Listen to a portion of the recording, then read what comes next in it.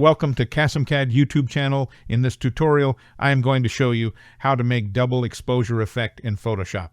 Open your image in Photoshop, go to Select tab and click on Subject. Once selected properly, click on the Mask button right there. Now click on the Adjustment Layer icon and then select Solid Color. Choose the white as a color and press OK. Bring this layer back down. Now select the first layer and add New Image, drag and drop on the cans and adjust it according to your desire.